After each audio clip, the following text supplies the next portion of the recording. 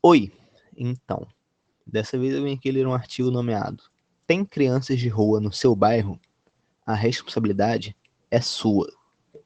Esse artigo foi escrito pela Tulipa e, no caso, esse artigo não tem uma correlação direta com anarquismo, libertarianismo, esse tipo de coisa que eu trato aqui no canal, mas esse artigo fala sobre solidariedade. E, ao meu ver, isso, no caso, é uma defesa pessoal minha.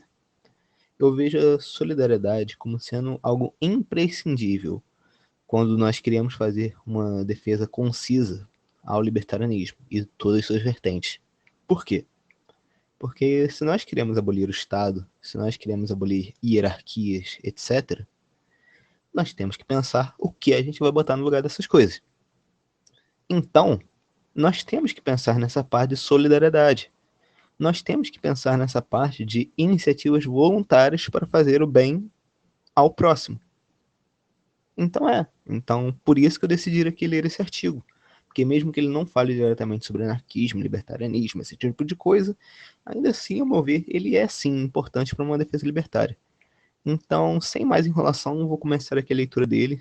Espero que todos gostem. Eu gostei. E eu acho que é importante falar aqui o que esse artigo tem a dizer. Então, começar a leitura. Teve uma época que eu morei perto da Cruzeiro do Sul, em Santana, São Paulo. Morei por cerca de 2 anos. Durante 2 anos, eu vi famílias morando debaixo daquele viaduto, sem cerca, e crianças brincando perto daquele fluxo constante de carros e daquela fumaça sem fim. Eram, na época, crianças de 2 a 14 anos, vivendo em condições completamente horrorosas, em um ambiente sujo, insalubre e desumano, junto com suas famílias. Eu liguei 3 vezes na assistência social para avisar que aquelas famílias precisavam de ajuda. Fui ignorada nas 3 vezes e, até onde sei, ainda tem famílias inteiras morando debaixo daquele viaduto. Soube até de uns rapas que aconteceram e tiraram os poucos pertences de quem não tem nada. Na época, eu confiava completamente nas instituições estatais para resolver esse tipo de problema. Hoje, não mais. Eu sempre me compadeci com a situação das crianças de rua, mas a verdade é que elas não são objeto avulso, elas vêm com uma família. E a responsabilidade de tirar famílias nessa situação é nossa, de todos nós. Não podemos delegar isso somente à máquina pública, porque ela é cheia de falhas e burocracias, e muitas vezes mais atrapalha do que ajuda. Imagino que você deve estar se perguntando: beleza, mas como fazer isso na prática? Já aviso que é trabalhoso, e se você é aquele sujeito que já trabalha mais de 10 horas para alimentar sua família, claramente você está mais ocupado em sobreviver do que qualquer outra coisa. A questão é: retirar essas famílias da rua deve ser uma ação coletiva. O mais trabalhoso de tudo é conseguir articular essa ação coletiva. Segue uma sugestão de passos a serem feitos. Aqui agora. Primeiro passo: saiba mais sobre as famílias. Converse com essas famílias em situação de rua. Descubra a história delas, do que elas precisam. Conheça elas. Importante: não julgue se alguns familiares ali estiverem em situação de drogadição. Drogadição é um problema bem contornável quando se tem estrutura, que é o que essas famílias não têm. Ou você se preocupa com os 3 filhos do Fábio Assunção. No entanto, você deve deixar claro para essas famílias que elas correm o risco de perder a guarda dos seus filhos, se não mudarem de situação, porque assim funciona o Estado. Há uma organização que trabalha muito bem com pessoas em situação de drogadição. Se chama EdLei. Você pode acioná-los se você resolve levar adiante seu plano de ação comunitária.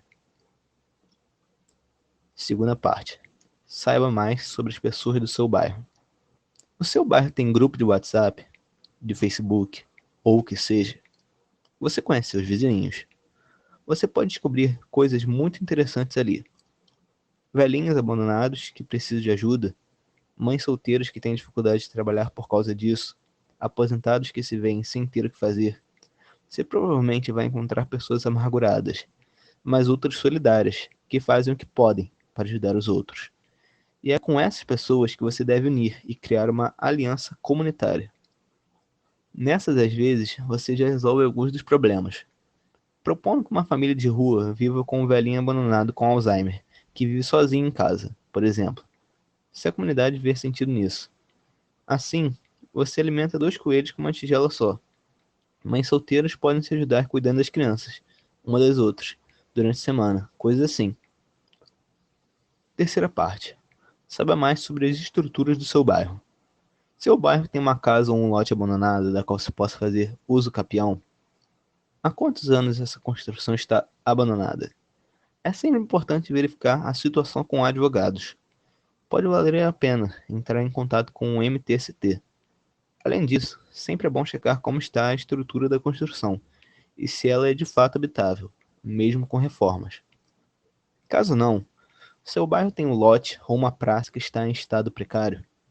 Então uma ideia é ter um mutirão para construir casas de pau a pique. Casas bem feitas de pau a pique não têm rachaduras nem perigo de barbeiros e são rápidas de construir.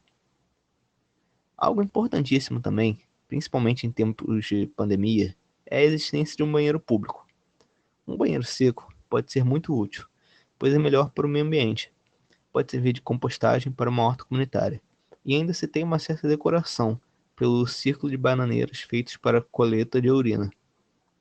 Você ainda pode pedir ajuda de organizações não governamentais, como a Teto, que justamente trabalha fornecendo casas de baixo custo para pessoas em situação de miséria.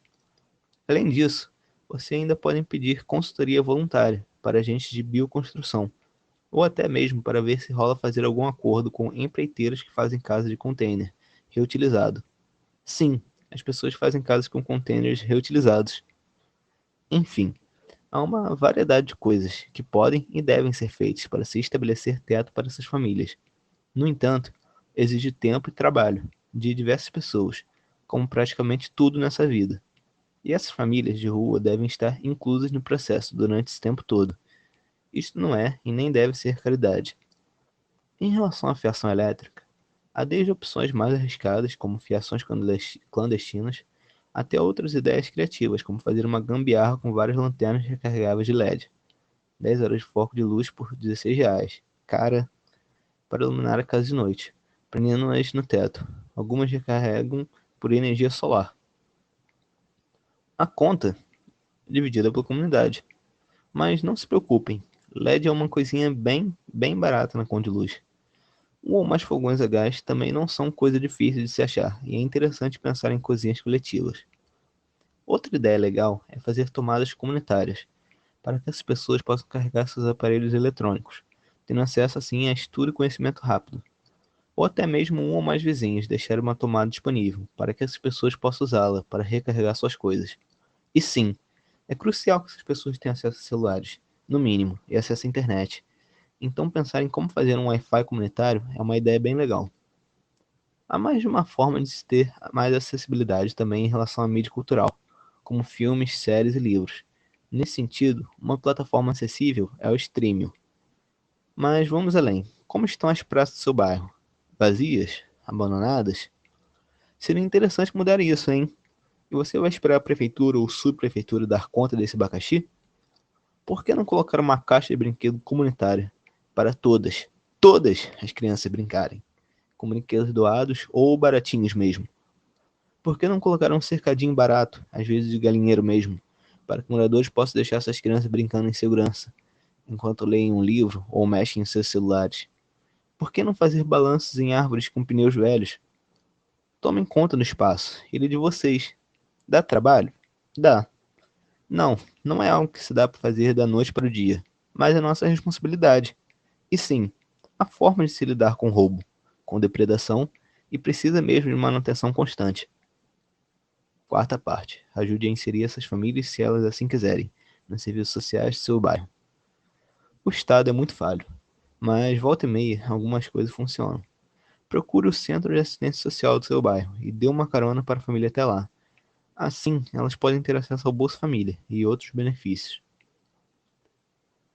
Quinta parte. Ofereça tarefas remuneradas para as pessoas dessa família. Limpar a praça ou um jardim, pintar uma parede, cuidar de um senhorzinho ou de uma criança. Contrate um deles para ser o entregador da sua pizzaria. Às vezes, alguns deles já são capacitados e só precisam de uma impressora e um laptop para jogarem seus currículos no mundo. As pessoas acabam nas ruas por diversas razões. Outra ideia legal é elaborar uma vaquinha para pagar um curso que os ajude a entrar no mercado de trabalho. Ajude-os a se inserir na comunidade. Não faça disto uma simples caridade. Repito, não faça disto uma simples caridade. Não é caridade, é cidadania. Sexta parte. Uma mão lava a outra. Já sabemos a força que a gratidão tem, não só nos laços de solidariedade das pessoas, mas também no seu próprio bem-estar como indivíduo. Essas crianças e famílias de rua precisam de ajuda agora. Mais tarde, pode ser você. Por isso, fortaleça os laços de afinidade e solidariedade da sua comunidade. Sétima parte. Resista ao Estado. Infelizmente, o Estado pode agir de forma bem coercitiva e destrutiva, como bem sabemos. Por isso devemos nos proteger. Chamem mídias alternativas que concordam com a causa, Mídia Ninja, Agência Pública, Piauí, Meteoro, para reportar o processo como propaganda positiva e denunciarem caso haja abuso de autoridade e violência. Registrem tudo com câmeras. Façam um logo e uma placa para a aliança de vocês, com uma estética que represente os bons valores do comunitarismo. Também usem faixas de sinalização amarela e preta para que compreendam que algo importante esteja sendo construído e o respeitem. E claro, é importante que haja uma rede que essas famílias possam acionar se forem vítimas de violência. Além disso, tentem encontrar alianças com pessoas dentro dos aparelhos estatais, porque há muitas, muitas mesmo, principalmente dentro das áreas de assistência social, psicologia, social, sociologia, etc. Para terminar, deixo vocês com essa. Todas as crianças do mundo são minhas, e, portanto, suas também. É isso? A autora, no caso, em certa parte, ela faz uma defesa de serviços públicos, o qual não sei se dá para dizer que eu apoio, já que eu não apoio serviços públicos, porque eu não apoio o Estado, mas, no geral, eu achei um artista... Achei um artista, não, falando merda. Eu achei um artigo que tem um enfoque bem libertário e que fala, em sua maioria, sobre ações que são voluntárias e que não dependem do Estado. Então, mesmo que em certas partes ela tenha feito uma defesa de certos programas sociais, eu vou ignorar essas partes. Espero que todos aqui que também são contra o Estado ignorem essas partes e se foquem nas partes que falam sobre ações voluntárias mesmo, para o bem social. É isso. Espero que todos tenham curtido a leitura do artigo e, como de sempre, até mais.